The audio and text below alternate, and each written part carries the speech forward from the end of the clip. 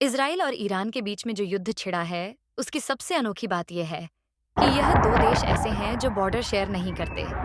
यानी कि आमतौर पे जब जंग होती है, तो दो ऐसे देश के बीच में देखी गई है, जहां बॉर्डर साथ होता है और जहां ग्राउंड इन्वेजन होता है। इस केस में ग्राउंड इन्वेजन नहीं हो सकता, क्योंकि इसराइल और ईरान के बीच में तकरीबन 1000 किलोमीटर का फर्क है। बीच में इराक, सीरिया जैसे मुल्क हैं। इसीलिए यह आशंका जताई जाती थी कि अगर इजराइल हमला करेगा तो यह फाइटर जेट से होगा, एरियल हमला होगा। और बिल्कुल वही हुआ।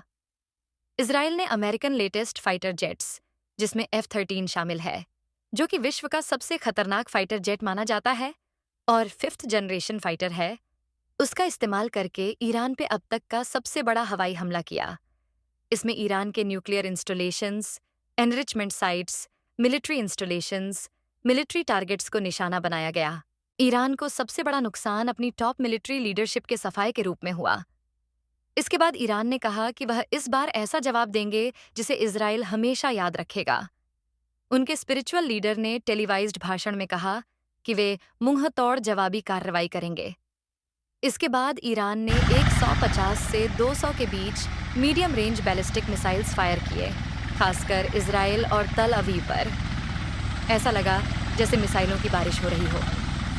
आयरन डोम, जो कि विश्व का सबसे एडवांस एयर डिफेंस सिस्टम है, सक्रिय हुआ, लेकिन मिसाइलों की संख्या इतनी ज्यादा थी कि वह सभी को इंटरसेप्ट नहीं कर सका। रिपोर्ट्स के मुताबिक आधे से ज्यादा मिसाइल अपने टारगेट पर लगे। कुछ मिसाइल इजरायली डिफेंस फोर्सेस के नर्व सेंटर, जिसे इजराइल का पेंटागन कहा जाता है, किरिया कंपाउंड, वहां भी गिरे। अब तक की क्षति की बात करें तो इजरायली रिपोर्ट्स के अनुसार 3 सिविलियंस की जान गई है और 100 से ज्यादा घायल हुए हैं, जिनमें कुछ क्रिटिकल हैं। कई सिविलियन इलाकों को नुकसान हुआ है। अब सबकी नज़र अमेरिका पर है, क्योंकि यह हमला ऐसे समय हुआ जब अमेरिका ईरान के साथ इनडायरेक्ट टॉक्स में लगा था, ताकि न्यूक्लियर बम बनाने के प्रोग्राम को रोका जा सके। पर यह बातचीत सफल नहीं रही और हमला हुआ।